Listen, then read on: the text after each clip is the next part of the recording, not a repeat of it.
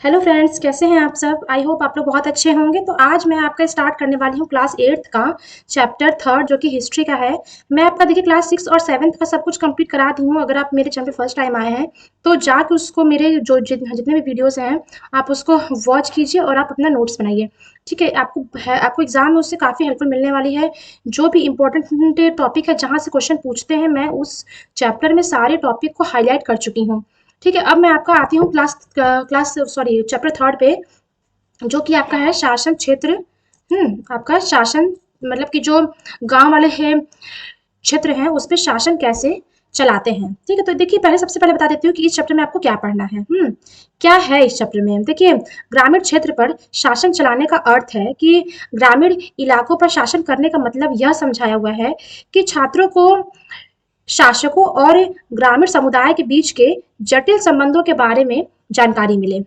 और उसके साथ ही गांव के जो इलाके हैं उस पर प्रभावी ढंग से शासन करने के अलग अलग जो शासक हैं उन्हें जिन प्लानिंग से का इस्तेमाल होता है उनके बारे में बताया जाए। ठीक है, इस अध्याय में आपको ये जानना है कि ग्रामीण क्षेत्र में ग्रामीण जो जीवन है उसमें जो सामाजिक आर्थिक पहलू होते हैं और समय समय के साथ उसमें क्या बदलाव होते हैं। तो आपको ये सारी जो बातें हैं आपको इस चैप्टर में पढ़ाई जाएंगी। तो ठीक है, तो देखिए क्लास बहुत इंपॉर्टेंट है, क्लास को स्किप बिल्कुल भी कीजिएगा मत। आइए हम लोग चैप्टर को स्टार्ट करते हैं। ठीक है, तो आपको उसको सबसे पहले पढ़ना है। देखिए, कंपनी दीवान बन गई। ठीक है, कंपनी जो है वो दीवान कैसे बन गई। ठीक है, तो देखिए 12 अगस्त 1765 को मुगल बादशाह ने, ठीक है, 12 अगस्त 1765 को मुगल बादशाह ने ईस्ट इंडिया कंपनी को बंगाल का दीवान तैनात कर दिया। ठीक है, इस बात की पूरी संभावना है कि यह घटना मुट्ठी भर अंग्रेजों और हिंदुस्तानियों के मौजूदगी मतलब कि उनके प्रेजेंस में हुआ है। और जो रॉबर्ट क्लाइव है ने, हाँ, वहां पे तंबू गाड़ दिया। ठीक है, लेकिन उसके ऊपर ये जो चित्र दिया गया है इस घटना में यह है कि यह एक भव्य समारोह का रूप यहाँ पे हो रहा है। ठीक है, एक एक भव्य समारोह का चित्र है। हाँ, इसमें इसमें रॉबर्ट क्लाइव ने अपने जीवन की यादगार घटनाओं को चित्रित करने का जिम्मा सौंपा था। बंगाल की दीवाने हाथ आ जाना अंग्रेजों के लिए निश्चित की एक बड़ी घटना थी। ठीक है, तो आपका ये पूरा नहीं इंपॉर्टेंट है, आपका ये हाईलाइट मैं कर रही हूँ कि 12 अगस्त 1765 को मुगल बादशाह ने ईस्ट इंडिया कंपनी को बंगाल का दीवान तैनात कर दिया। ठीक है, ये यहाँ पे हो गया। उसके बाद यहाँ पे हम लोग हाँ देख लेते हैं। दीवान के तौर पर कंपनी अपने नियंत्रण वाले भूभाग के आर्थिक मामलों की मुख्य शासक बन गई और जब अपने जमीन का शासक चलाने और आमदनी को व्यवस्थित करने का रास्ता ढूंढने लगी। ठीक है, वो अपने जमीन का प्रशासन करने के लिए आमदनी का को व्यवस्थित करने का रास्ता खोजने लगी। यह एक ऐसा रास्ता ढूंढना था जिससे कंपनी के बढ़ते खर्चों को पूरा करने के लिए काफी आमदनी जुटा सके। ठीक है, और व्यापारी कंपनी के नाते उसे यह भी ख्याल हुआ कि अपने जरूरतों के चीजों को खरीद सके और बेच सके। ठीक है, तो इसमें आपका इतना ही इंपॉर्टेंट है। अब देखिए, साथ ही साथ कंपनी को यह भी समझ में आ रहा था कि उसे सावधानी के साथ आगे बढ़ना है। कैसे बढ़ना है, सावधानी के साथ बढ़ना है। ठीक है, अब यहाँ से देखिए, जो गांव देहात में पहले शासन चला चुके थे उनके पास अभी भी काफी ताकत और सम्मान था। हाँ, ऐसे लोग स्थानीय सत्ता में रह चुके थे। यहाँ से देखिए, जो लोग ये देखिए स्थानीय सत्ता में रह चुके थे। और लेकिन उन्हें खत्म नहीं किया जा सकता था। उन पे नियंत्रण करना तो इम्पोर्टेंट था लेकिन उन्हें खत्म नहीं कर सकते थे। तो ये आपका हो गया। अब इसमें आपका इतना ही इंपॉर्टेंट है। अब देखिए, कंपनी की आमदनी कैसे होती है। कंपनी की आमदनी देख ले। कंपनी दीवान तो बन गई लेकिन अभी तक खुद को एक व्यापारी नहीं मानती थी। ठीक है, ये देखिए यहाँ से यहाँ तक है। अब देखिए, ज्यादा से ज्यादा राजस्व वहां पे हासिल हुए। यहाँ पे देखिए लिखा हुआ है ना कि वह ज्यादा से ज्यादा राजस्व हासिल हुए और कम से कम कीमत पर बढ़िया सूती और रेशमी कपड़ा खरीदे। ठीक है, इसी कारण 5 साल के भीतर बंगाल में कंपनी द्वारा खरीदी जाने वाली, हाँ, सामान का कुल मूल्य दुगुना कर दिया गया। ठीक, अब देखिए 1765 में पहले कंपनी ब्रिटेन में सोने और चांदी का इंपोर्ट एक्सपोर्ट करती थी। ठीक है, बंगाल में जो कंपनी थी वो 1765 की बात है। हाँ, वो चांदी और सोने का आयात निर्यात करना स्टार्ट कर दी। लेकिन बंगाल की जो अर्थव्यवस्था है वो एक गहरे संकट में फंस गई थी। एक गहरे संकट में फंस गई। वहां पे क्या हुआ कि कीमत पर अपने वहां पे क्या हुआ कि देखिए, क्योंकि उन्हें बहुत कम कीमतों पर अपनी कंपनी को जबरन बेचनी पड़ती थी और किसान अपना लगान नहीं चुका पाते थे। इस वजह से बंगाल की जो अर्थव्यवस्था है वह थोड़ी खराब हो गई। ठीक है, कारीगर जो है उनका उत्पादन खराब हो गया, खेती चौपट होने लगी। जो है चौपट होने लगी। और 1770 में हाँ बंगाल में अकाल अकाल ने बंगाल में 1 करोड़ लोगों को मौत की नींद सुला दिया। हाँ अब सोचिए कितनी बड़ी बात है कि 1717 में अकाल की वजह से 1 करोड़ लोगों की वहां पे मौत हो गई। इस अकाल में लगभग 1/3 आबादी समाप्त हो गई बिहार की। ये आपका आमदनी के बारे में बताया गया है। अब देखिए खेती में सुधार की आवश्यकता कैसे पड़ी, कैसे हुई खेती में सुधार कैसे हुआ, ठीक है इसको हम लोग देख लेते हैं। देखिए 1793 में स्थायी हाँ बंदोबस्त लागू किया गया, ठीक है। आखिरकार कंपनी ने 1793 में एक स्थायी बंदोबस्त किया। स्थायी बंदोबस्त क्या है कि देखिए बंदोबस्त की ये शर्तें थी। शर्तों के हिसाब से राजा और तालुकदारों को जमींदार के रूप में मान्यता मिली और उन्हें किसानों से लगान वसूलने और कंपनी को राजस्व चुकाने का जिम्मा सौंप दिया गया, ठीक है। उनकी ओर से चुकाई जाने वाली जो राशि थी वो स्थायी रूप से तय कर दी गई। इसका मतलब यह है कि भविष्य में कभी भी अगर उन्हें इजाफा नहीं होता है तो अंग्रेजों को लगता है कि उसमें उन्हें नियमित रूप से राजस्व मिलता रहेगा, ठीक है। तब पर भी उन्हें राजस्व मिलता रहेगा। अगर कभी उन्हें मुनाफा नहीं होता तो भी उन्हें पैसा मिलेगा। इसमें ये चीज कहा गया है।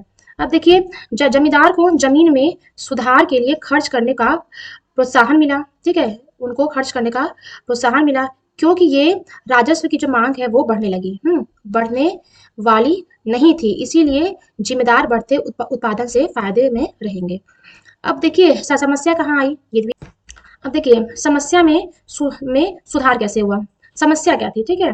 मगर स्थायी बंदोबस्त ने यह समस्या पैदा कर दी कि कंपनी के अफसरों ने पाया, ठीक है। कंपनी के अफसरों ने क्या पाया कि जमींदार जमीन में सुधार के लिए खर्च नहीं कर रहे थे। असल में कंपनी ने जो राजस्व तय किया था वो इतना ज्यादा था कि उनको चुकाने में जमींदारों को भारी परेशानी हो रही थी, ठीक है। ये हुआ वहां पे।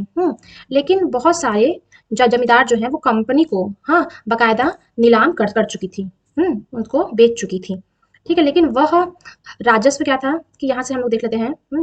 लेकिन जमींदार की आमदनी में तो सुधार आया लेकिन कंपनी को कोई फायदा नहीं हुआ क्योंकि कंपनी तो हमेशा के लिए राजस्व तय कर चुकी थी।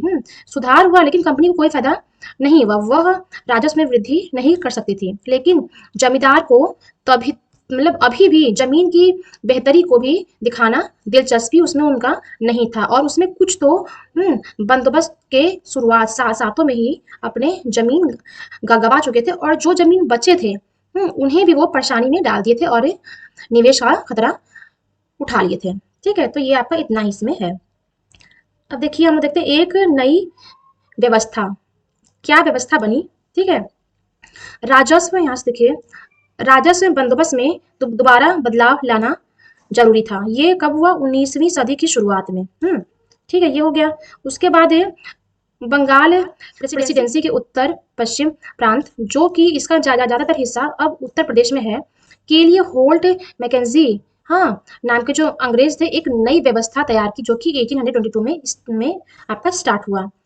क्या व्यवस्था थी ये भी देख लेते हैं कि भारतीय समाज में गांव में एक महत्वपूर्ण समाज की संस्था बनी। और देखिए उसके बाद क्या हुआ कि यहाँ पे देखिए उसके आदेश पर कलेक्टर ने गांव-गांव पर दौरा किया, जमीन की जांच की, खेतों को मापा और विभिन्न समूहों के रीति रिवाज को दर्ज किया, ठीक है। गांव के एक खेत के अनुमानित राजस्व को जोड़कर हर गांव या हर ग्राम महाल में वसूल करने वाले राजस्व का हिसाब लगाया गया। ग्राम समूह महाल में वसूल करने वाले राजस्व का हिसाब लगाया जाता था। अब यहाँ से हम लोग देख लेते हैं मुनरो व्यवस्था, ये क्या होता है, मुनरो व्यवस्था क्या है, क्या पढ़ना है। ब्रिटिश नियंत्रण वाले दक्षिण भारतीय इलाकों में भी स्थायी बंदोबस्त की जगह एक नई व्यवस्था अपनाने का प्रयास किया जाने लगा। वहां जो नई व्यवस्था विकसित हुई उसे रैयतवार का नाम दिया गया।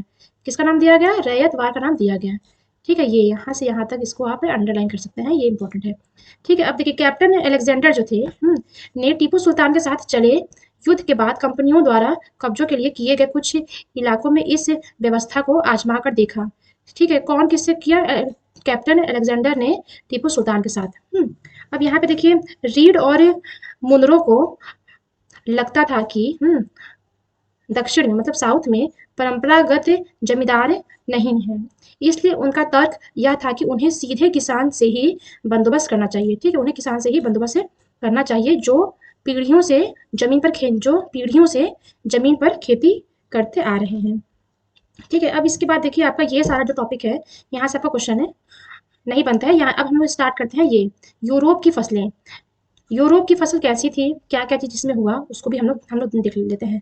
अंग्रेजों ने यह महसूस किया कि ग्रामीण इलाके में न केवल राजस्व प्रदान कर सकते हैं, बल्कि वहाँ यूरोप की जरूरतों के हिसाब से भी सही फसल भी पैदा की जा सकती है। ठीक है, 18वीं सदी के आखिर तक, ठीक है, जब 18वीं सदी था उसके आखिरी में, मतलब लास्ट में, कंपनी ने अफीम और नील की खेती पर पूरा जोर दिया। ठीक है, कौन कौन सी खेती पे दिया? अफीम और नील की खेती पे।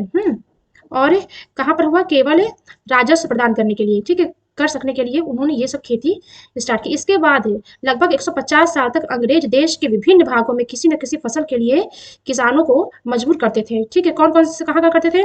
बंगाल में पटसन, असम में चाय, संयुक्त प्रांत मतलब वर्तमान उत्तर प्रदेश में गन्ना, और पंजाब में गेहूं, महाराष्ट्र में व पंजाब में कपास, और मद्रास में चावल का खेती होना स्टार्ट हो गया। ठीक है, ये सब उन लोग चालू कर दिए। अब क्या क्या रंग का भी कोई इतिहास है? ठीक है, अब इससे हम लोग ये देखते हैं कि जो अलग अलग स्टेट में अलग अलग कलर के जो मतलब कि कामकारी होती है, तो उसका भी कुछ इतिहास है। आइए हम लोग इसको भी देख लेते हैं। देखिए, आंध्र प्रदेश के बुनकरों द्वारा बनाए गए कलमकारी छापे में दिखाई पड़ती है। ठीक है, ये आंध्र प्रदेश का के बुनकरों से बनाई गई है ये कलमकारी। ठीक है, ये जो है आपकी कलमकारी, ये देखिए, ये जो कलमकारी आपकी है। और जो इस साइड है आपका कहाँ का है? ब्रिटेन के प्रसिद्ध कवि और कलाकार विलियम मॉरिस द्वारा बनाए बनाए गए फूल वाले छापे हैं। ठीक है, दोनों छापे उसमें एक बात समान है कि दोनों में गहरे नीले रंग का इस्तेमाल किया गया है, और आमतौर पर इसे इसे आमतौर पर नील कहा जाता है। ठीक है, तो ये है कॉमन रंगों में। ये आपका रंगों में कॉमन बातें हैं। ठीक है, उसके बाद क्या हुआ कि पौधों से, देखिए, इन छापों में आपको जो नीला रंग दिखाई पड़ा वह नील नाम के एक पौधे से निकलता है। ठीक है, इस बात का काफी संभावना है कि 19वीं सदी के ब्रिटेन में मॉरिस के छापों में इस्तेमाल किया जाने वाला नील रंग भारत में उगने वाले नील के पौधे से ही तैयार किया गया होगा। ठीक है, उस समय भारत दुनिया में नील का सबसे बड़ा स्रोत था। ठीक है, सबसे बड़ा स्रोत था। अब भारतीय नील की मांग क्यों थी? ठीक है, ये भी हम लोग देख लेते हैं। ये क्यों थी, देखिए, अब यहाँ से देख लेते हैं। उष्ण कटिबंधीय इलाकों में ये पौधा उगता है। कहाँ पे? उष्ण कटिबंधीय इलाकों में। ठीक है, 13वीं सदी तक इटली, फ्रांस और ब्रिटेन के कपड़ा उत्पादक कपड़ों की रंगाई के लिए भारतीय नील का इस्तेमाल कर रहे थे लोग। ठीक है, नील की बहुत थोड़ी मात्रा में यूरोपीय बाजार भी पहुंचता था। जो नील रंग है वह यूरोपीय बाजार भी पहुंचता था। ठीक है, थोड़े मात्रा में। उसकी कीमत बहुत ऊंची रहती थी। वहां पे जो उसकी कीमत थी वो बहुत बहुत ऊंची थी।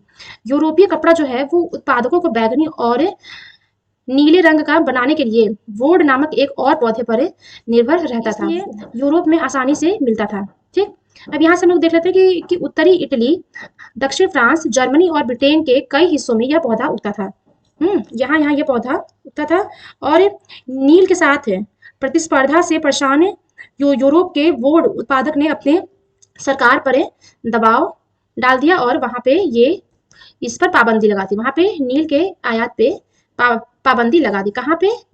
यूरोप में। ठीक है, यूरोप में पाबंदी लगा दी। ठीक, अब इसको हम लोग अब इसमें हम लोग हाँ आगे देख लेते हैं कि इसमें आपको और क्या क्या पढ़ना है। देखिए, यहाँ से हम लोग देख लेते हैं कि फ्रांसीसी, ब्राजील और पुर्तगाली, जिमैका में ब्रिटिश और वेनेजुएला में स्पेनिश लोग नील की खेती करने लगे। कहाँ कहाँ लोग नील की खेती करने लगे? फ्रांसीसी, ब्राजील में पुर्तगाली, जमैका में ब्रिटिश, ये देखिए यहाँ पे नील खेती लोग करने लगे। उत्तरी अमेरिका के भी बहुत सारे भागों में नील को बागान सामने आ गए। ठीक है, जो उसका जो बागवान है उसका सामने आ गया। देखिए, बागान क्या होता है? एक विशाल खेत जहाँ पे बागान मालिक बहुत सारे लोगों से जबरन काम करवाता था। कॉफी, गन्ना, तंबाकू, चाय, कपास आदि के विषय में बागानों का जिक्र किया जाता है। ठीक है, आपका यहाँ पे ये क्वेश्चन आपका एग्जाम में पूछता है। अब देखिए, यहाँ पे देखिए, थोड़ा सा यहाँ पे देख लेते हैं हम लोग कि ब्रिटेन में औद्योगिकरण का युग जो है वो शुरू हो चुका था, और उसके कपास उत्पादन के लिए भी बहुत इजाफा हुआ। जब कपड़ों की रंगाई की मांग और बढ़ी तब नील की मांग भी बढ़ी। ठीक है, ये हो गया। लेकिन कई कारणों की आपूर्ति के वजह से, ठीक है, 1783 से लेकर 1789 के बीच में दुनिया का नील उत्पादन आधा रह गया था। ठीक है, ये चीज है आपका, जो आपका नील के बारे में आपका लिखा हुआ है। ठीक है, अब देखिए भारत में ब्रिटेन की बढ़ती दिलचस्पी। भारत में जो है वो ब्रिटेन अपना इंटरफेयर कैसे करने लगा। यूरोप में नील की बढ़ती मांग को देखकर ईस्ट इंडिया कंपनी भी भारत में नील की खेती बढ़ाने के लिए रास्ता खोजने लगा। ठीक है, ये नील की खेती बढ़ाने के लिए रास्ता खोजने लगा। 18वीं सदी के आखिरी दशक से ही बंगाल में नील की खेती तेजी से फैलने लगी। बंगाल में पैदा होने वाला नील दुनिया के बाजार में छा गया। 1788 में ब्रिटेन से आयात किए हुए नील में भारत नील का हिस्सा केवल लगभग 30% ही था। ठीक है, लेकिन 1810 में ब्रिटेन से जो इम्पोर्ट हुआ, ठीक है, उसमें नील में भारत नील का हिस्सा जो है वो 95% हो गया। ठीक है, 95% इसका हिस्सा हो गया था। ठीक है, उसके उसके बाद क्या हुआ कि जैसे जैसे नील का व्यापार फैला, कंपनी के अफसर और व्यावसायिक एजेंट नील के उत्पादक में भी पैसा लगाने लगे। ठीक है, कंपनी के जो अफसर थे और व्यवसायिक थे वहां पे पैसा खर्च करने लगे। और तो देखिए यहाँ पे देखिए स्कॉटलैंड और इंग्लैंड में बहुत सारे लोग और आए और उन्होंने नील के बागान लगा दिए। ठीक है, कहाँ कहाँ से लोग आए, स्कॉटलैंड से आए, इंग्लैंड से आए लोग, भारत आए, और नील मतलब उसका इतना ज्यादा मांग हुआ था, उसका इतना अच्छा खेती होने लगा था कि लोग अपना काम छोड़ छोड़ के भारत में उसका उत्पादन का हिस्सा बनने लगे थे। ठीक है, उत्पादन करने की सोच रहे थे और चालू भी कर दिए थे। अब देखिए नील की खेती कैसे होती थी। नील की जो खेती है वो कैसे लोग करते थे। नील की खेती को दो प्रमुख तरीके से मुख्य मुख्य तरीके हैं, निज और रेयती। निज और रेयती, ठीक है। निज खेती की व्यवस्था थी कि बागान मालिक खुद अपने जमीन पर नील का उत्पादक करते थे, बल्कि वह या तो जमीन खरीद लिया करते थे या तो किसी और जिम्मेदार को भाड़े पर खेती करने के लिए सौंप दिया करते थे। ये हो गया आपका निज। ठीक है, अब आपका ये देखिए इस खेती में क्या क्या समस्याएं आई, ये भी हम लोग देख लेते हैं कि देखिए बागान मालिकों को निज खेती का क्षेत्रफल फैलाने में मुश्किल आ रहा था, क्योंकि नील की जो खेती है केवल उपजाऊ जमीन पर ही होती है। ऐसे उपजाऊ आबादी पहले ही बहुत ज्यादा थी, वहां छोटे मोटे खेत भी उनके हाथ लग नहीं पाते थे। देखिए ये आपका यहाँ से यहाँ तक आपका इम्पोर्टेंट है। ठीक है, उसके बाद हम लोग यहाँ पे देख लेते हैं कि मजदूरों का इंतजाम करना भी आसान नहीं था। बड़े बागान के लिए बहुत सारे मजदूरों की आवश्यकता थी। मजदूरों को जरूरत भी सबसे ज्यादा उसी समय होती थी जब किसान धन की खेती में व्यस्त होते थे। ठीक है, धन की खेती में व्यस्त होते थे। ये हो गया आपका।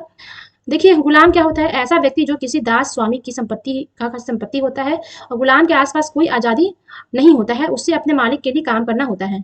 ठीक है, यह है आपका गुलाम क्या होता है।